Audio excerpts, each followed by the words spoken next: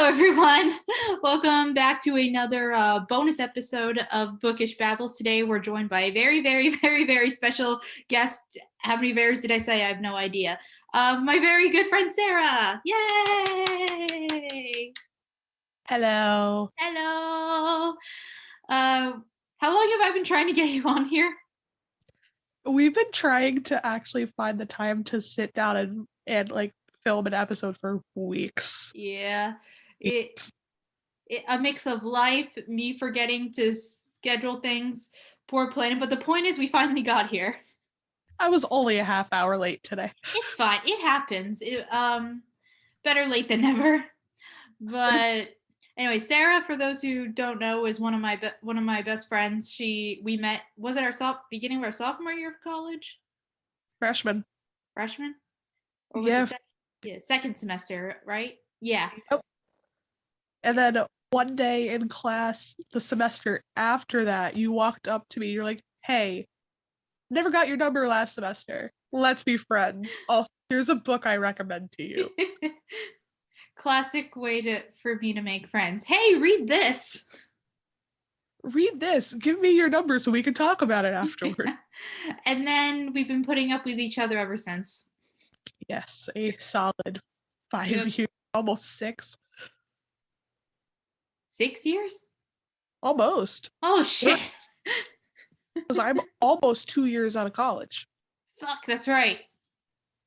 See, this Graduated episode's during COVID. Yay. Gotta love it. Also, for our poor listeners who will never know all the ridiculous gestures I make, I've thrown up a peace sign 3 times already. It's true. Although I make a lot of weird hand gestures and facial expressions when I'm recording, so Sarah gets the full treat of that. Everyone else listening doesn't. I also get all of the rants between episodes. Yes, it's true. Poor Sarah. She has listened probably to my rant about how much I hate movie Ginny too many times. So many. Oh boy. Anyway, so other than books, one of the first things I think we bonded over was Hamilton. Yes, you introduced me to it with the Schuyler sisters. Yes, I did. So in honor of that, I'm glad this is your first episode on the podcast. We're doing the Hamilton book tag. Woo! Woo! Yay! So the tag was created by I think Maureen Keevy on BookTube. So I'll just link that video in the show notes. And just like with most of my tags where there's music involved, there'll be 2 versions. One that's everywhere that just has without music, except for when me and Sarah just randomly burst out singing. And then one where I do insert the music, which will only be available on Spotify because Anchor has weird rules where I can't publish the episodes with the music on the other platforms. Womp womp. Womp. And by the way, if you are listening on Spotify, I have a tendency to put polls on those episodes, so take my polls. I take them. Take them with. Okay. This is weird because usually I'm recording on my iPad, so then I can look at my computer screen with like all my notes and everything written out. But then I remembered, oh right, I'm currently on my computer recording the Zoom call right now. I'm out of it. The first question is, I want to be in the room where it happened. The room where it happened. The room where it happened. God, I love Leslie. So the question is, a book world you'd love to put yourself in. Okay, Sarah, you're the guest. You can go first. So I don't know if you've read this series, but I feel like you'd want to put yourself in it too. It's the Tea Dragon Society trilogy by Kay O'Neill. Oh, I read the Aquacorn book, but I keep meaning to read the Tea Dragon Society. It is so good. It is peaceful, tranquil. Like, they're just raising dragons that make tea ingredients. Who doesn't love dragons? And it has queer rap. Even better. We're here for the queer rap. That's what we're here. Mm-hmm.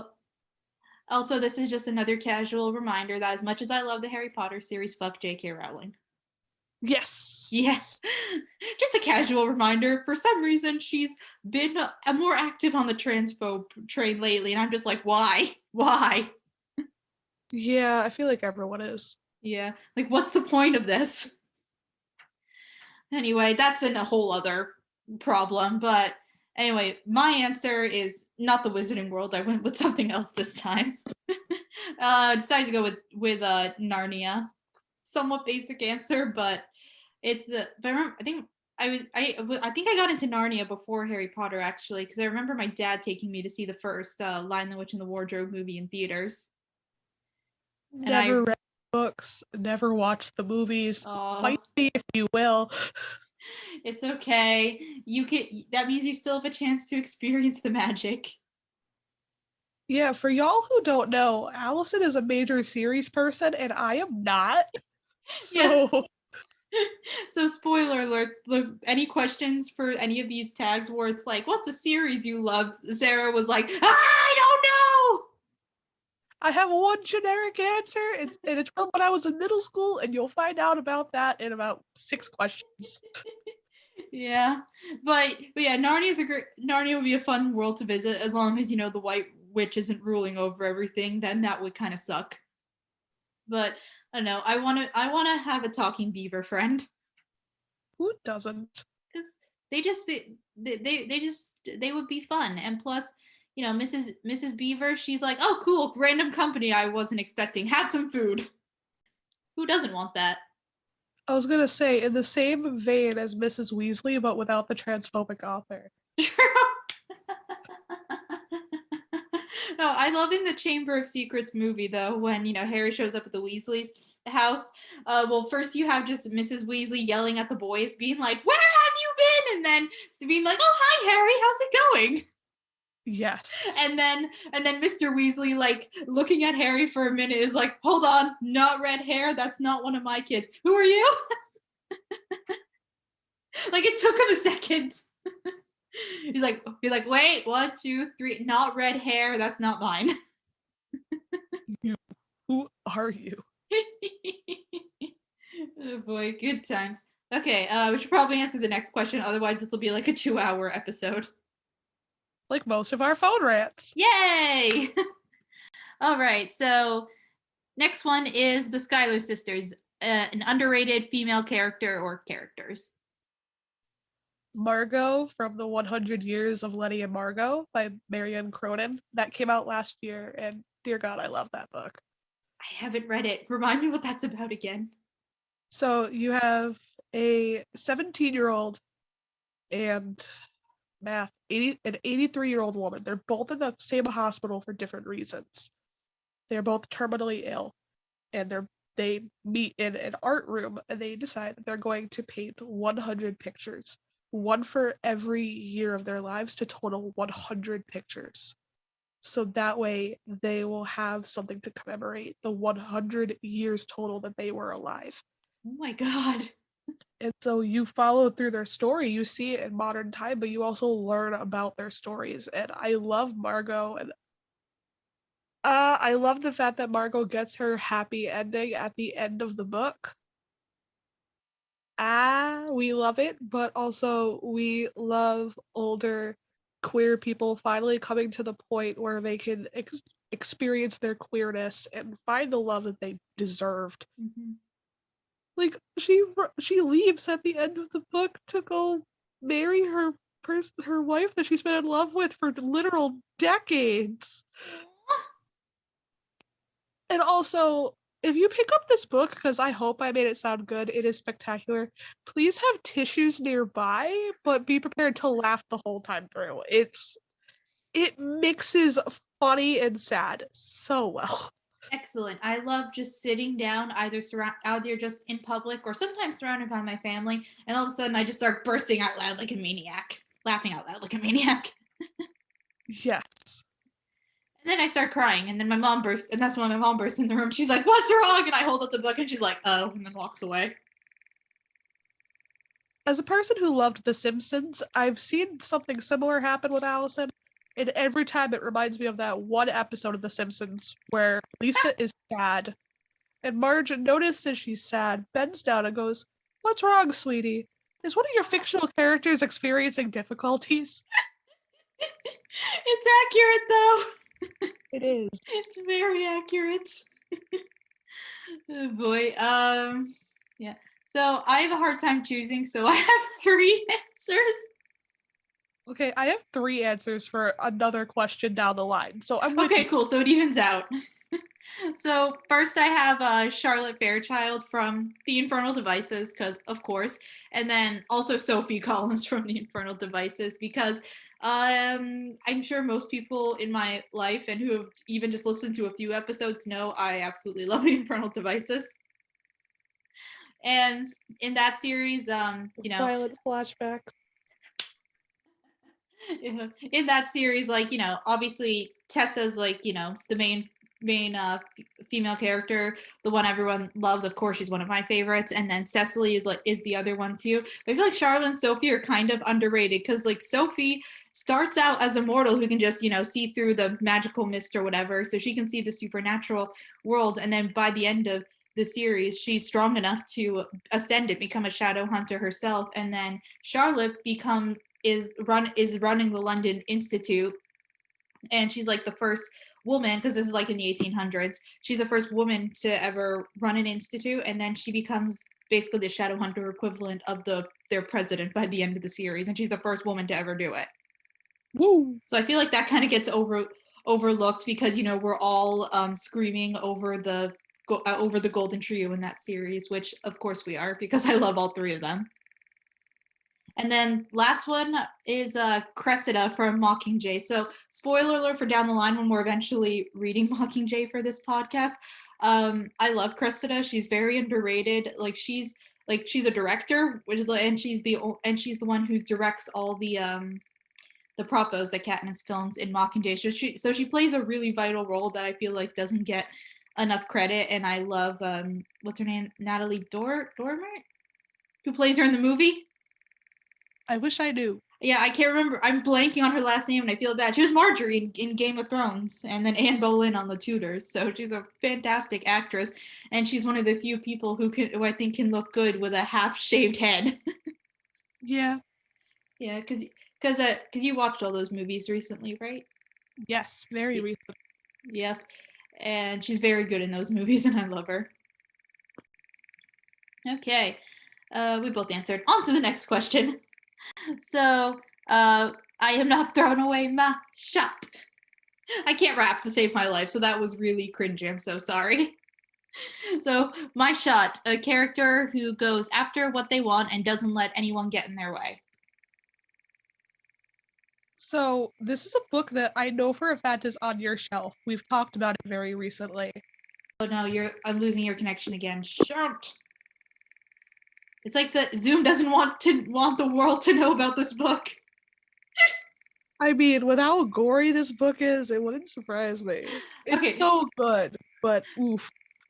Okay, so you said Buddy and Razorblade Tears. Yep, Buddy Lee and Razorblade Tears. Okay, yay, it was clear that time. Woo! So, Buddy Lee in Razorblade Tears, his son and his son's husband have recently been murdered. And I can't tell you everything that he does because major spoilers, but this man stops at nothing, even without the spoilers, to track down his son's murderer. Like, my man's comes up to his son's father-in-law, and is like, hey, I know that I've like never spoken to you in my life. I know we were both crappy dads because we were mad our sons were gay. Let's go find who killed them and kill them. We love that for them. Yes, but for those of you who've read it, you know what he went through to get him to agree to team up. Ooh. I'm excited to find out when I eventually read the book. I feel like you're just gonna call me screaming. Yeah, you might get a few calls. Yeah, we're very prone to calling each other going, this is happening in my book. I need to tell someone about it. Oh. Yeah, when I say that I knew the moment Sarah finished the sequel to Ari and Dante was when she called, and all I heard was screaming on the other end. There was another point during that book that I called you screaming. That's an answer to another question. And you were like, how dare you not warn me, or whatever you said. Yes, but I've also done that for movies. Like, I remember calling you yelling, asking you, how dare you not tell me that Matt Murdock had a cameo in the newest Spider-Man movie? Because, Yeah, the spoiler alert for No Way Home, I guess. Then again, I'm pretty sure TikTok has spoiled the entire movie for everyone. yeah, I found out through TikTok and then called Alyson and went, Alyson, why? Well, because I asked her, I'm like, you know all the appearances that happen in the movie, right? And she's like, yeah. I'm like, okay, cool. Then we only talked about the big one, which is obviously Toby and Andrew. Didn't even cross my mind to talk about Matt Murdock for some reason, because he was only in there for like a couple minutes at the beginning, but still. Okay, but I'm still in love with Matt Murdock. Okay. Yeah, I need to finish watching because I've only seen the first 4 episodes. I need to keep watching because now it's on Disney Plus. Yes, it just shifted over, and Agents of Shield shifted over. You Yes, can finally watch that show again. yay! I think because you still have a profile on my account. I think I gave your account permission to watch the R-rated stuff. Good, I deserve that. Yeah, yeah. I gave all the other profiles permission except Brady. Haha. Just to be annoying and So now chaotic. if I so now if I ever want to watch the season 5 finale of Agents of Shield and cry loudly like the first time, I can. Awesome. Yeah. Okay, wait, I haven't answered the question yet, have I? No, Okay, cool. What were we? My shot. Yeah, character goes after what they want. I went with Zetian from Iron Widow because she's like, okay, my sister became a concubine pilot, where most of the girls become concubine pilots die, and I'm gonna go take revenge by making sure I'm assigned to the same pilot she was, and I will find a way to kill him before he kills me. And I mean, spoiler alert, but it happens toward the beginning of the book. She does, but then she gets paired with one of the most powerful pilots ever and is determined to, essentially survive him. And holy crap, the things she does in this book are awesome. I can't wait for the sequel.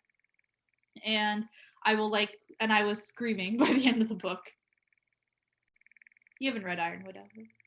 no, I've not. And I just realized the answer to another episode's question that we plan on doing later. Oh yeah. So, So, that's spoiler please, alert, we're also going to be doing the folklore book tag. because Taylor Swift could step on my throat and I would thank her. One, yeah, one time Taylor Swift punched me in the face. It was awesome.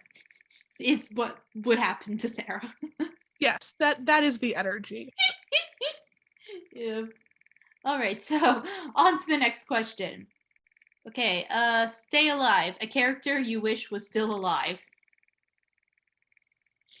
Is he breathing? Is he going to survive this? Stay alive. Who did this, Alexander? Did you know? Mom, I'm so sorry. Okay, we're gonna stop.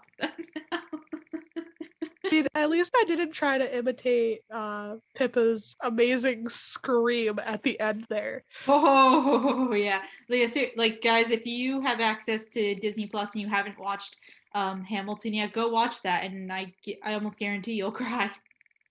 If you don't cry over the way she screams, watch how she pulls her hand away from her husband when he tries to comfort her. Because he's still done fucked up earlier. He's got a lot of done fucking up. Yep, he fucked up. He fucked around and he found out. So this is the question that I have 3 answers for, and Oh, one of them I legitimately cannot say because it's a major spoiler, but I will give Alyson the key indicator. She will know. oh dear. Ari and Dante dive into the waters of the world. Yep. If you read the sequel to Aristotle and Dante discovered the secrets of the universe, you know. I was sitting in the car in a gas station parking lot waiting for my friend to go grab what she needed. She comes out of the car and I'm just holding the book, staring at it, wide mouth, tears rolling down my face, whispering, "What? What? What? What?" Over and over and over. My other two answers are old enough where I feel like we could get away with them without majorly spoiling anything. Bree Tanner from the Twilight Saga. Oh my god, yes. Like, Esme was gonna adopt her, things were gonna be good. Yeah. I mean, Rosalie could have been a mother figure to her. And then Jane just had to suck.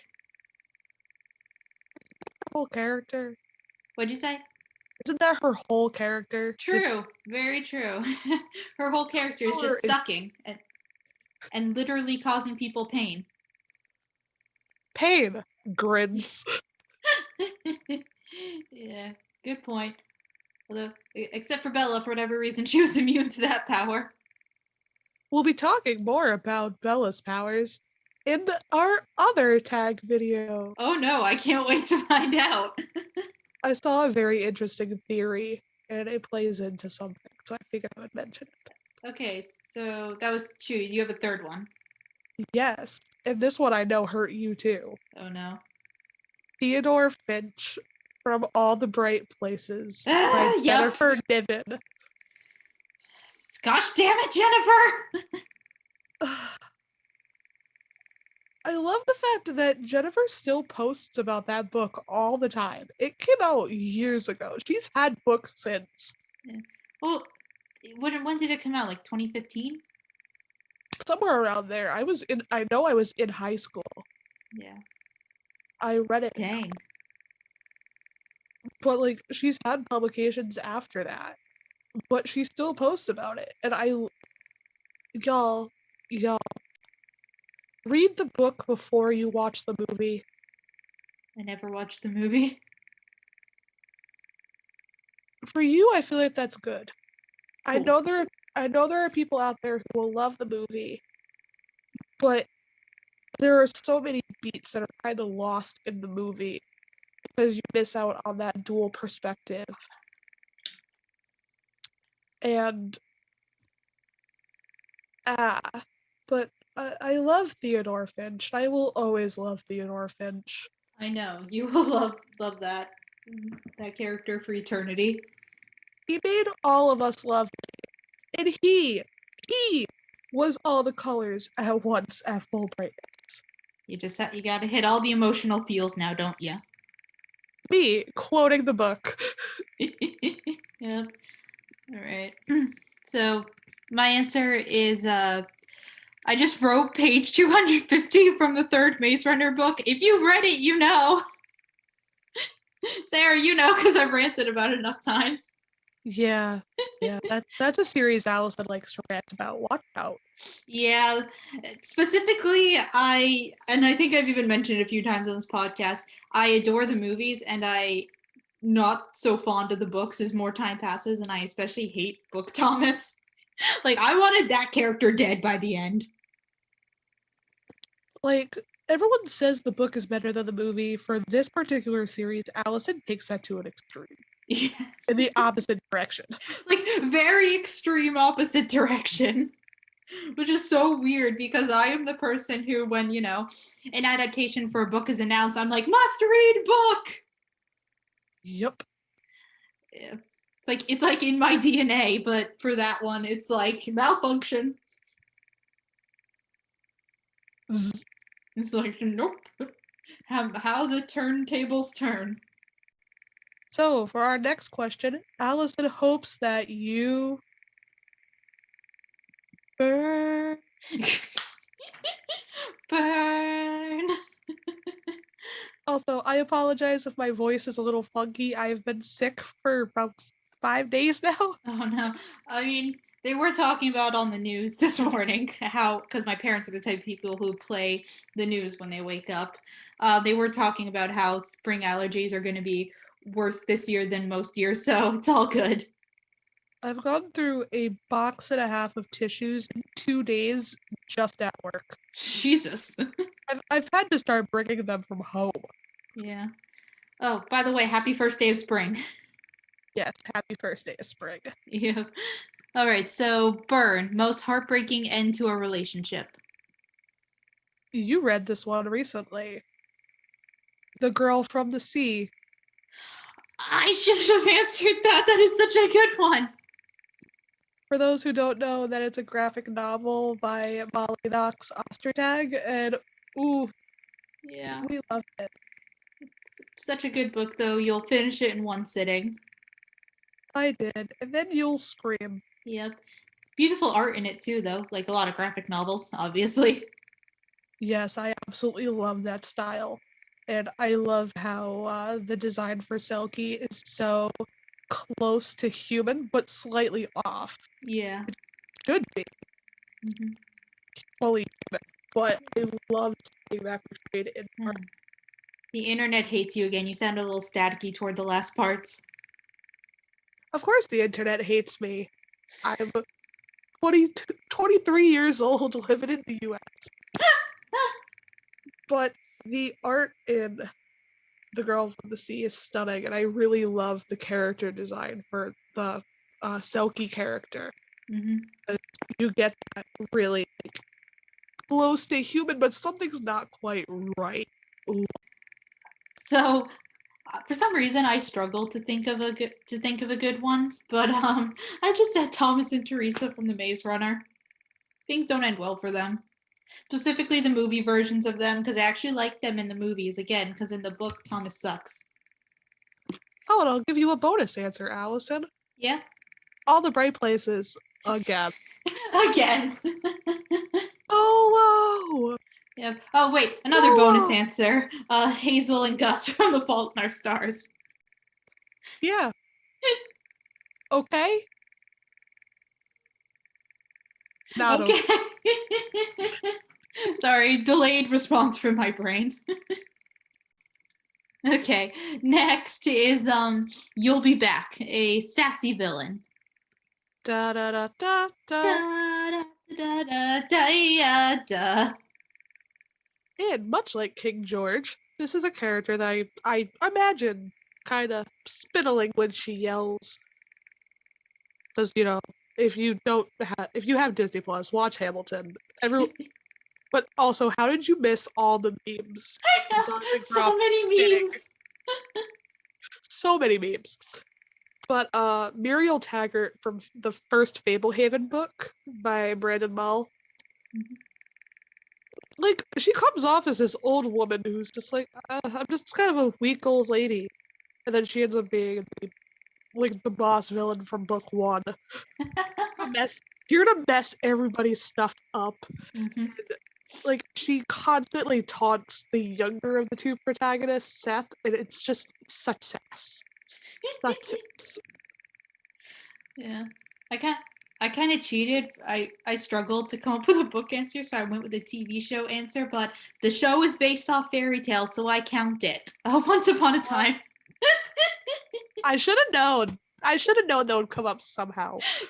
Listen, I occasionally cheat with TV For show those answers. who don't know, Alyson like lives and breathes the show. Well, it was my comfort show all throughout high school and college, and I rewatched it way too many times, especially season 1. But I'm going with Zelina, aka the Wicked Witch of the West. She has a lot of great moments, and every so often, I just love looking up those YouTube compilations of her just being sassy. Okay, but if we're gonna throw TV answers out here, we need to throw in Crowley from Supernatural. Okay. And what's funny about the fact that we have a Supernatural and a Once Upon a Time answer is the fact that we once made that deal where if I watched one episode of Once Upon a Time, you would watch one episode of Supernatural. Yeah, you had me watch the fan fiction episode. Yes, because that's like a perfect jump-in point for someone who doesn't know the show and doesn't care to watch it. The only one that is as good for that specific purpose that I can think of off the top of my head is what I watched the other night, the Scooby-Doo crossover. Yes!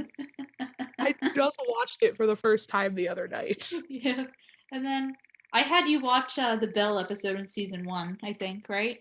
Yes, because you wanted to see Belle. Yes, because she's my favorite character on that show. And, all right. On to the next question. We got the Reynolds pamphlet, a book with a twist you didn't see coming. Have you read this shit? Seriously, answer us. Answer us. Yeah. Have you read this shit? Yeah. By the way, shout out to King George being chaotic during that number. Comes all the way from England. Just give me I a know. Just to read and just be like and just to catch up on all the drama. I will not be getting into what the twist is because this book is still too new. Yeah. The Book of Cold Cases by Simone St. James. Ooh. There's a reveal in there that you don't see coming, and then suddenly it rounds the corner and everything makes sense. And you're like, how? Ah! What? My life is a lie. That is also just a darn good book. Yeah. I'm picking up her backlist now. I was with you when I picked up one of the books from her backlist. Oh yeah, that's right. I'm going with Catching Fire because I feel like most people know how that book ends, but I was still, surprised when it happened. Because, being as vague as I possibly can, like you expect Catching Fire to sort of follow the almost plot patterns of the first Hunger Games book, and then, Suzanne Collins just pulls the rug out from under you, and you're like, oh, okay, we're going here now, cool. In the wise words of Thomas Jefferson, wow. What? I love David Diggs so much in that role. Who doesn't? He won a Tony for it. I think that was the first musical he'd ever done. I'm pretty sure. And now we see him in Sesame Street commercials. Because why not? Yeah. Isn't he also on a show called Snowpiercer with Sean Bean? I think so. Yeah. Good for him. I'm glad he's doing well. I am too. Yeah. Okay. Next one is Nonstop, a series that you marathoned. So this is the series problem. Yes. And this is, I told you in about 6 questions. There were 6 answers between when I told you that. So we're right on track. Yay, we did the math. I did it. I guesstimated, and I'm very proud of myself. Woo! I'm an English major, not a math. Twilight. Yes. Twilight. I mean, who wasn't marathoning Twilight back in the day? But let's remember that I was in elementary school. I literally remember a teacher confiscating my copy of Breaking Dawn Oh my god, really? during recess because I was not interacting with the children. What? I needed to go make friends with the children. I literally had to go hang out with one of my friends who I love her. Haley, we love you. Yeah. Hi, Haley, if you're listening. I have been friends with her since I was 8 or 9 years old. And I remember the two of us being like, we gotta get your book back. And like hanging out, making up secret handshakes to show the teacher, to show that we had bonded. Oh my god. She still didn't give it back. What? Not even at like the end of the day? She gave it back at the end of the day, but like, I mean, this is also the teacher who saw that I held my pen odd and decided to take hours out of precious time I could have been learning to try to train me to hold a pencil correctly. Every time I pick up a pen and see that I'm holding it incorrectly, I laughed myself because she wasted her own time. And sometimes you gotta run off a spite. Oh my god. Yeah. If there's any teacher listening, do not take a book away from a child if they're reading on the playground. Also, if they're like 10 years old, they've probably already gotten into the habit of holding the pencil incorrectly. Mm-hmm. Or worry about it being legible, which my handwriting is. Yeah. Yeah, yours is a lot better than mine. Even though sometimes I look at my work notes and go, what is this? Yeah. I think I remember reading the last Harry Potter book on the playground in elementary school. That was fun. All right. I haven't answered the question yet. Series that I marathon, so I tried not to go with my usual answers, which are like, Hunger Games, Six of Crows, but the series called Of Poseidon by Anna Banks. Have you ever heard of it? I have not. Tell me Okay, more. I think I read it in high school, so it's been years, and I almost forgot about it. But I read it like when my family and I were on vacation. So I like took it's a trilogy. I took the whole thing with me, and I just read the whole thing. So and I've forgotten pretty much everything, but other than it being like a good marathon series. But basically, main character, her name's Emma. She discovers one day she can talk to dolphins and other sea creatures. What do you know? She's part mermaid. Who would have thought? Mind blown. Yeah, and she meets a cute mermaid prince. Well, what could happen from there? Certainly not a romantic relationship. Never. Never. That never happens in any YA fantasy series. Yeah. Anyway, on to the next question. Right, where were we? Oh yeah, last one was nonstop. Okay. To the Satisfied. groom. What? To the groom. To the bride. May you always be satisfied. A book with multiple POVs. Hint. They're not satisfied. No one is. It leads to a whole bunch of stuff in Act 2. Yay! So for book with multiple points of view, I had to go with Daisy Jones and the Six by Taylor Yes. Reid, which has more points of view than I could ever remember reading in a book. Yeah. Yeah. Yeah, because again, like multiple point of views are usually series, and you read a lot of standalone, so that's a good point. Yes, but on top of that, considering it's told in like an interview format with a band, there are lots of people. Oh yeah, I hear the audiobook's great. I If you're know. a person. Also, audiobooks are books. You are still reading. Do not let them tell you otherwise. Yep, they. If anyone tries telling you that only reading a book with your eyes is the only way to read, they are stupid and ableist. Yeah. Glad we Okay, agree on that. glad we agree. And Yay. Yeah. Also, even though I have my begrudgings against ebooks, ultimately, if an ebook is how you prefer to read, I accept it, and I understand the convenience of it. we've talked about the convenience of it because I occasionally e-read. I read about 75% of my books still in print, but there's that remainder. Yeah. Oh, by the way, I found out when I took Brady to the mall the other day, so we could look at comic books. Marvel has like re-released some volumes of like the original Amazing Spider-Man comics. I'm like, this is really cool, and they had volume 2, which is like a bind up of I think like issues 11 to something. I'm like, oh, this is really cool, and like I pre-ordered volume 3, and I'm like, oh, I should get volume 1. I'd love to read all of the original Spider-Man comics, and then only to find out that I checked multiple websites and volume 1 is not available in paperback anymore. The only way I could read them is if I did the ebook version from Amazon. Oh, buddy, you're getting forced to e-read. I'm like, gosh dang it, Marvel. You're forcing me to go against my morals.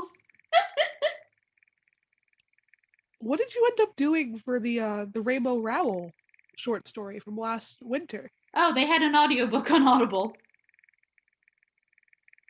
So I listened to that. I'm glad you were able to access it because I remember calling you screaming. Yes.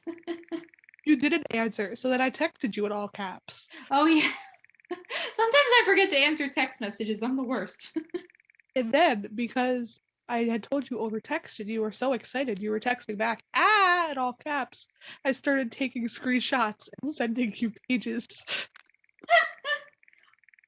Yeah. We love Levi and his bison. Yes, we love Levi and his bison. You'll be seeing Levi again in our next tag. Yay! I I'm say also video. Yeah, I'm also excited for volume 2 of the manga adapted Fangirl. Which has him on the cover, and I am so excited because the way that I've imagined him for all of these years lines up.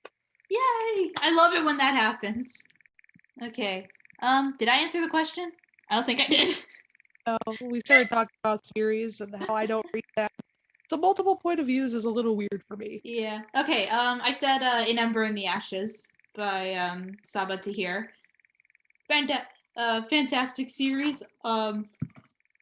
And I remember like when that series was first coming out. Hold on, I'm choking on nothing. Don't mind me. But when that, I think it was back in like 2015 when the first book came out, and it was being marketed as like a standalone. And then and then they announced the sequel. And then years later, when I read all the books, when like shortly after book 3 came out, I remember reading An Ember in the Ashes and thinking, like, how is this ever supposed to be a standalone? Because it ends with like a lot of unresolved things. And Yeah. it has multiple POVs. Like in the first book, there's 2, and then in the second one, there's 3. Or wait, yeah, there's 3 in the second one, and then I think 3 in the third one, and then I think there are a couple more in book 4, which I'm still emotionally scarred over. So thank you for that, Saba. I love how you're on a first name basis with this author. Yeah. She's probably not even listening, but hi, Saba, if you're listening, I love you, and I can't wait to read your new book because I got it recently. Did you get it with me? I think you did. Yes, you did, because you saw it on the table, and I didn't, and I thought it wasn't coming out for like another couple weeks or something. So you were like, Alyson, you pointed it on the table, and I just snatched it like mine. See, I'm that person who will follow Alyson through a bookstore and just shove books into her hands, like this one. Yep.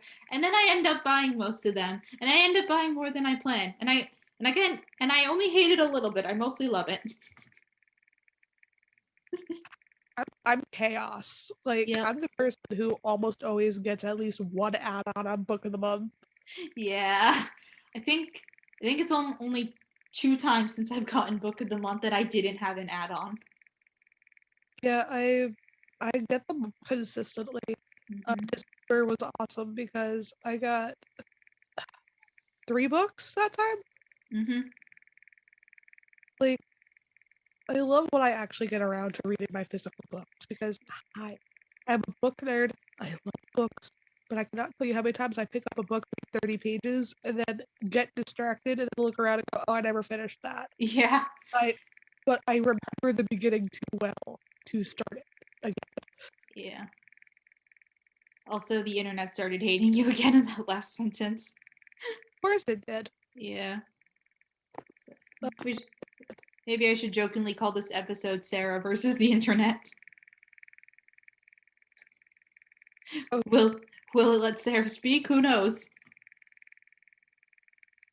Okay, but you just had technical difficulties for me. Oh no. You just completely froze and your voice came out absolutely robotic and pixelated, and I don't know what you said. Oh, I jokingly said maybe I should call this episode Sarah versus the internet. I mean, my dad calls me to have me use the Google for him. Mm-hmm. The Google. But the internet and I can't hate each other that much. Okay. Maybe it's messing with you in a loving way. Probably. Okay. Cool. Okay. One more question. We can do this. Who lives, who dies, who tells your story? A book/series you feel will be remembered throughout history. You're gonna hate me so much for this answer. Oh no. Twilight. Because it's already gone through a renaissance. It is already in the middle of a renaissance. I know. First book came out in 2005. We're not even to 2025. It has not even been 20 years. And we're already having a renaissance period. And like, history loves to remember the cringy stuff. Like, there's a reason why rickrolling people is still funny. Yes. Oh man. Yeah.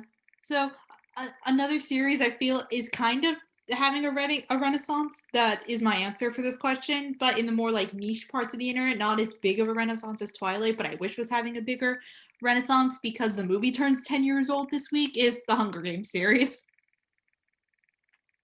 Because it's the book that like really launched the dystopian genre, and like so many of the themes are still relevant because you know how maybe governments can't always be trusted. Yeah. Yeah. And also reality TV isn't real, and I love how much the series actually makes fun of reality TV. Because we need that. Yeah. Well, we need a healthy reminder. As much as entertaining as The Bachelor is, we need a healthy reminder of how actually messed up reality TV is. Okay, but I think the closest to reality television that I watch is Nailed It, which I know that one of your side passions to books is baking. Yeah. Please sit yourself down and watch Nailed It. You will laugh hysterically. Nailed it. Yeah, it is on Netflix. It is a baking show where amateur bakers try to recreate like really fancy upscale desserts, and it goes terrible. And it On is Honestly, that sounds fun and realistic and relatable. Because I've had a few mishaps while baking. Nope, I heard a dog in the like background. yes, I don't know what got Bandit excited, but he's excited. Oh no. Bandit's a good boy, and we love him. Yep, we do. He's an adorable boy. Sometimes I go out into the living room and sit on the floor just to hug him. Yep. Oh, and again, I will remind the world that the Hunger Games prequel is supposedly filming this summer. Francis Lawrence, when are we getting any news? Lionsgate, hello. Let me in. Let me in. Yeah, the meme, the guy, let me in. Also another reminder, because I will keep reminding people on this podcast, Lionsgate are also jerks because they made Maya Wynn take down so many of her covers. Sign the petition. Fight the good fight. It's what cat would want. Exactly.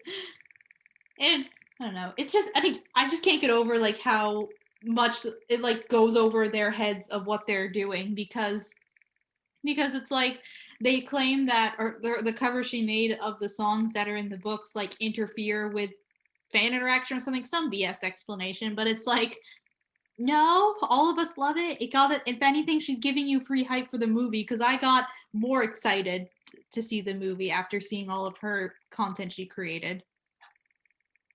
So, what the fudge? If you heard the other dog barking, that was Sassa. Sassa wanted in on the action. Well, she's angry about what Lionsgate is doing too. I don't blame her. Yeah. Yeah.